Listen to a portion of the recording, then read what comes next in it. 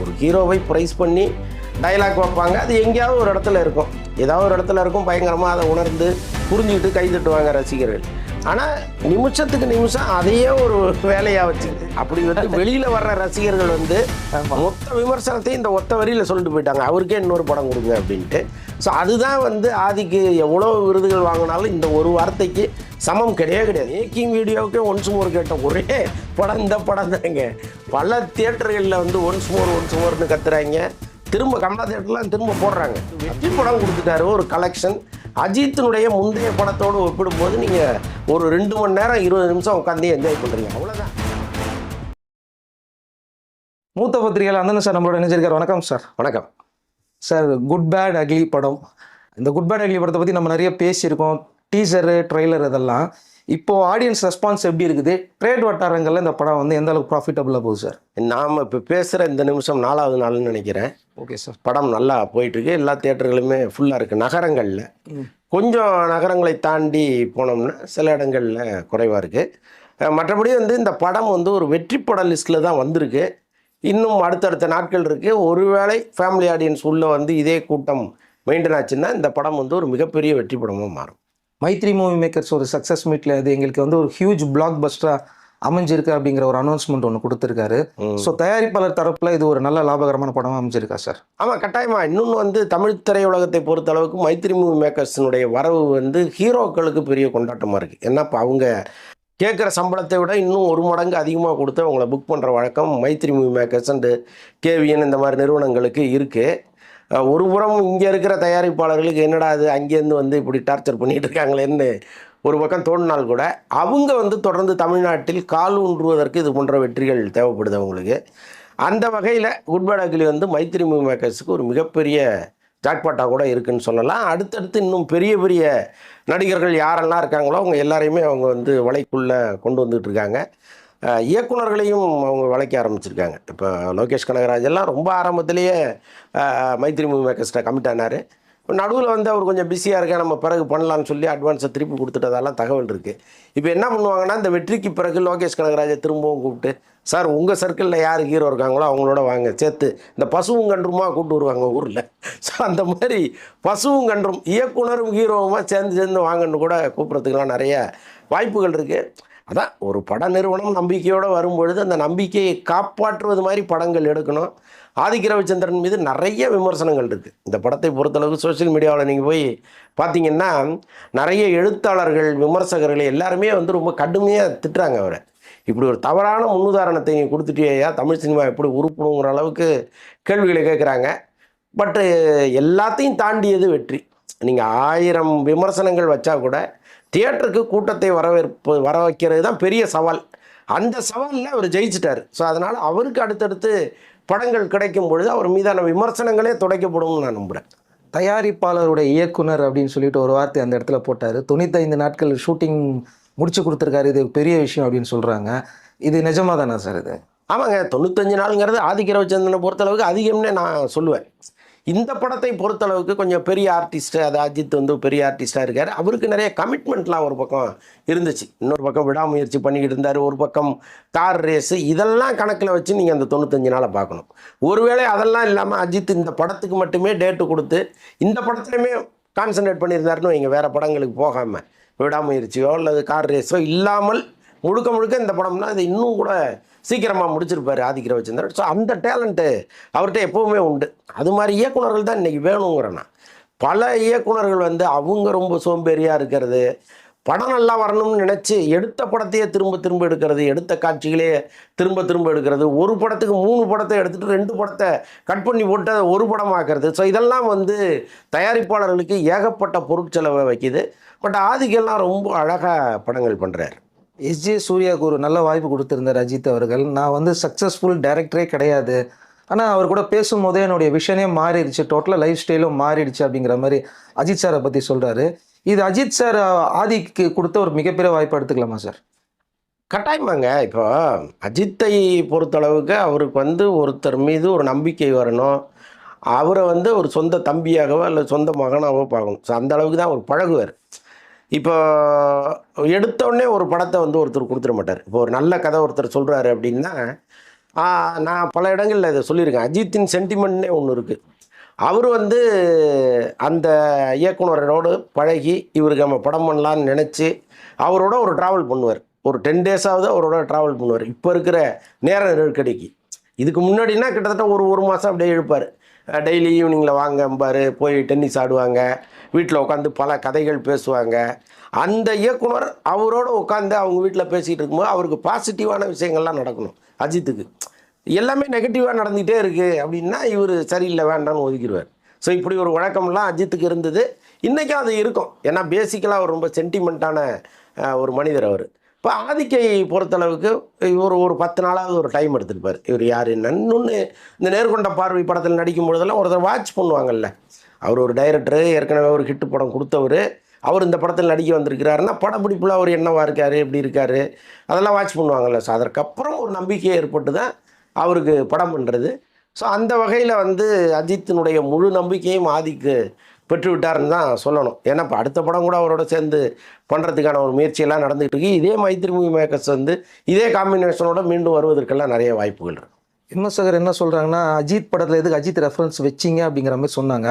ஆனால் அந்த ரெஃபரன்ஸ் தான் இன்றைக்கி படத்தை வந்து அடுத்த லெவலுக்கு கொண்டு போயிருக்கு. பயங்கரமாக விசில் அடித்து கொண்டாடுறாங்க அப்படிங்கிறது வந்து இது ஒரு பெரிய மாற்றம் இல்லை சார் இது?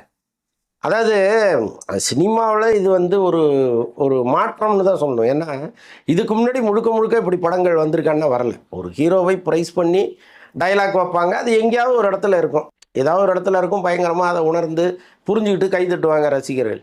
ஆனால் நிமிஷத்துக்கு நிமிஷம் அதையே ஒரு வேலையாக வச்சுக்கிட்டு முழு படத்தையும் நகர்த்திட்டு போகிறது இருக்குல்ல, அது வந்து ஒரு பக்கம் அவருக்கு தெரியும். நம்மளை வந்து கடுமையாக திட்டுவாங்க, விமர்சகர்கள்லாம் அசிங்கமாக திட்டுவாங்கங்கிறதெல்லாம் அவருக்கு தெரிஞ்சு தான் இந்த வேலையை பண்ணியிருக்காரு. ஆனால் அவர்கிட்ட ஒரு தெளிவு இருக்குது. என்னென்னா, நாம் யாருக்காக படம் எடுக்கிறோங்கிற கேள்விக்கு அவர்கிட்ட சரியான பதில் இருக்குது. அந்த பதில் தான் அவரை இப்படி ஒரு படத்தை எடுக்க வச்சுருக்கு. நீங்கள் இதுவே வந்து அஜித் அல்லாமல் வேற ஒரு ஹீரோ வச்சு பண்ணுறாருன்னு வைங்களேன், இதே ஜிவி பிரகாஷை வச்சு இன்னொரு படம் அவர் பண்ணுறாருன்னா இப்படி ஒரு படத்தை எடுக்க முடியாது. அதில் ஒரு கதை வேணும், அந்த கதையில் நிறையா முடிச்சுகள் வேணும், அந்த முடிச்சுகளை அவுக்கிற அளவுக்கு பல விஷயங்கள் அதுக்குள்ளே இருக்கணும், கடைசியாக ஒரு வலுவான கிளைமாக்ஸ் இருக்கணும். இப்படி இருந்தால் தான் அந்த படத்தை நீங்கள் நகர்த்த முடியும். ஆனால் அஜித்தை பொறுத்தளவுக்கு அது தேவை கிடையாது. நிமிஷத்துக்கு நிமிஷம் அஜித் ரசிகர்களை நீங்கள் பரவசப்படுத்திட்டுனா போதும், அந்த படம் ஓடும்னு அவர் நினச்சிருக்காரு. அது ஒர்க் அவுட் ஆகிருக்கு. அதான மேட்ரு. இந்த அடுத்த படமும் ஆதிக்கே பண்ணணும் அப்படிங்கிற மாதிரி வந்து உள்ளேருந்து பப்ளிக் படம் பார்த்துட்டு வந்து சொல்கிறாங்க, அடுத்த படம் அவருக்கே கொடுங்க அப்படிங்கிற மாதிரி சொல்கிற அளவுக்கு இது முதல் இவர் தான் நினைக்கிறேன். இந்த எந்த இயக்குனர் பற்றியும் யாரும் சொன்னதில்லை. கிடையாது. அப்படி வந்து வெளியில் வர்ற ரசிகர்கள் வந்து மொத்த விமர்சனத்தையும் இந்த ஒத்த வரியில் சொல்லிட்டு போயிட்டாங்க, அவருக்கே இன்னொரு படம் கொடுங்க அப்படின்ட்டு. ஸோ அதுதான் வந்து ஆதிக்கு எவ்வளோ விருதுகள் வாங்கினாலும் இந்த ஒரு வார்த்தைக்கு சமம் கிடையாது. இதுதான் மிகப்பெரிய விருது.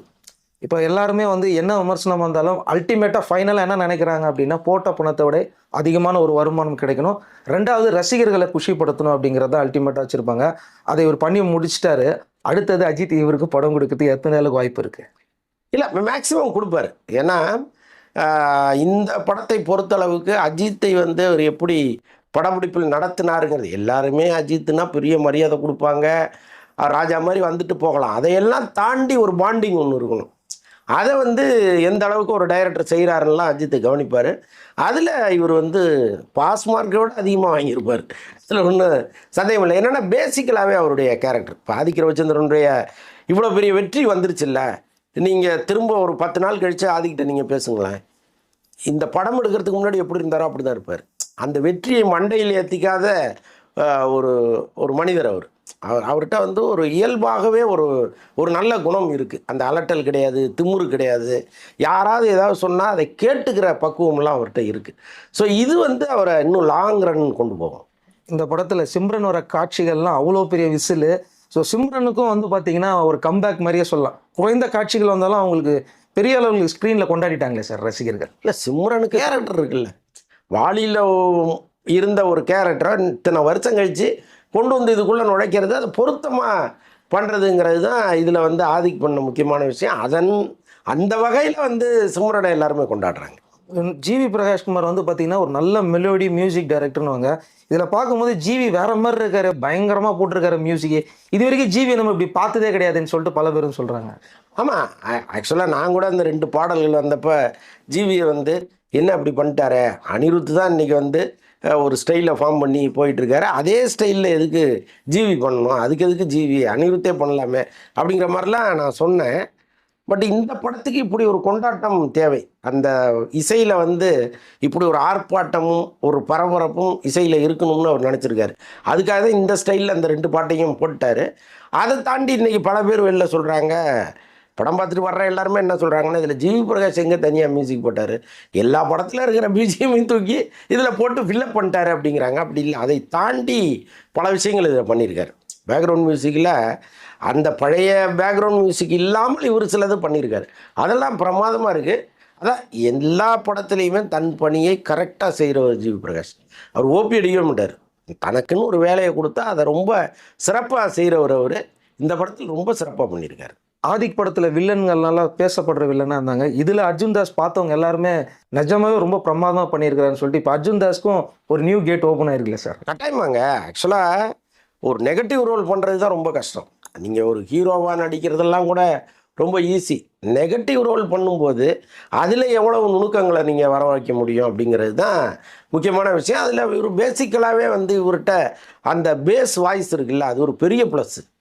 இவர் ஒரு டைலாக் சொன்னால் யாராக இருந்தாலும் பயப்படுற அளவுக்கு அந்த குரல் இருக்குது. தோற்றம் வந்து கொஞ்சம் ஆள் மெல்லிசா ஒல்லியாக இருந்தால் கூட இன்றைக்கி இருக்கிற பல வில்லன்களை பார்த்தீங்கன்னு வச்சுங்க, நிஜ வாழ்க்கையில் நாம் பார்க்குறோம், பேப்பரில் வர்ற செய்திகள், அவனுடைய உருவம், அவனுடைய தோற்றமெல்லாம் பார்க்கும்போது கிட்டத்தட்ட ஆதிக்க ரவிச்சந்திரனுடைய அந்த பாடி என்ன அளவில் இருக்கோ, என்ன ஸ்ட்ரென்த்தில் இருக்கோ அப்படி தான் இருக்குது. அப்போ அவர் கரெக்டாக அந்த ரோலில் பொருந்திருக்காரு. ஒரு அஜித்தோடு மோதுகிற அளவுக்கு ஒரு கேரக்டர் இருந்ததுன்னா பல பேர் பயந்துருவாங்க. அந்த ஸ்பாட்டுக்கு போனாலே ஒரு பயம் வரும். எவ்வளோ பெரிய ஹீரோ அவர், நம்மெல்லாம் பார்த்து அவரை பார்த்து தான் நம்ம வளர்ந்தோம் அப்படிங்கிற பயமெல்லாம் வரும். ஆனால் அவருக்கு எவ்வளோ உள்ளூர பயம் இருந்தாலும் இந்த பேஸ்மெண்ட்டு வீக்காக இருந்தால் கூட பில்டிங்கை ஸ்ட்ராங்காக வச்சு அடிச்சிருக்கிறாரு. நிஜமாக ரொம்ப பாராட்டுகள் அவருக்கு எல்லாருமே சொல்லிகிட்டு இருக்காங்களே. படம் பார்த்துட்டு வர்றவங்கலாம் சொல்கிறாங்க படம் முடிஞ்சாலும் அந்த வாய்ஸ் குறையில, அது காரணம் அந்த மேக்கிங் வீடியோ எல்லாருமே ரொம்ப ஹாப்பியாக அமிச்சிட்டாங்க படத்தில் அப்படின்னு சொன்னாங்களே சார்? நீங்கள் பார்த்தீங்கன்னா மேக்கிங் வீடியோவுக்கே ஒன்ஸ் மோர் கேட்ட ஒரே படம் இந்த படம் தாங்க. பல தியேட்டர்களில் வந்து ஒன்ஸ் மோர்னு கத்துறாங்க. திரும்ப கமலா தியேட்டர்லாம் திரும்ப போடுறாங்க, அந்த ப்ளூ பஸ்ஸை வந்து திரும்ப போடுறாங்க.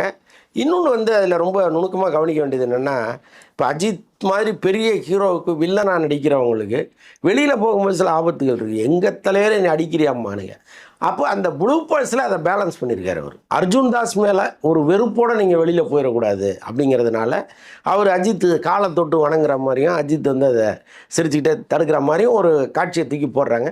ஸோ அதான் எல்லாமே வந்து ஒரு ஆதிக்கு வந்து ரொம்ப திட்டமிட்டு அழகாக நகர்த்தியிருக்காரு. ஸோ அஜித்துக்கான ஒரு நல்ல டைரக்டர் கிடைச்சிட்டாருன்னு நீங்கள் வெளிப்படையாகவே நம்ம ஒத்துக்கலாமா சார்? இல்லைங்க, இந்த படம் நல்ல படமாக ஒரு நல்ல டைரக்டராங்கிறதெல்லாம் முக்கியமே கிடையாது. அதை பற்றி விவாதம் பண்ணிங்கன்னா நம்ம தனியாக உட்காந்து வேறு மாதிரி பேசலாம். ஆனால் ஒரு வெற்றி படம் கொடுத்துட்டாரு, ஒரு கலெக்ஷன். அஜித்தினுடைய முந்தைய படத்தோடு ஒப்பிடும்போது நீங்கள் ஒரு 2 மணி நேரம் 20 நிமிஷம் உட்காந்து என்ஜாய் பண்ணுறீங்க, அவ்வளோதான். இதில் கதை இருக்கா, திருப்பம் இருக்கா, இது ஏன் வந்துச்சு, அது தப்பாக இருக்கே அப்படிங்கிறதெல்லாம் வேறு விமர்சனம். அது இப்போ தேவையில்லைன்னு நான் நினைக்கிறேன். ஏன்னா சினிமா இருக்கிற நிலைமைக்கு இன்றைக்கி ஒரு படம் சந்தோஷமாக ஓடுறதே பெரிய விஷயமா இருக்குது. இதில் வந்து நான் அந்த ரிஸ்க் எடுக்கிறேன், இந்த ரிஸ்க் எடுக்கிறேன், இந்தியாவிலேயே இல்லாத அளவுக்கு நான் ஒரு படத்தை எடுக்கிறேன்லாம் பேசவே கூடாது. இது பிஸ்னஸ் முழுக்க முழுக்க.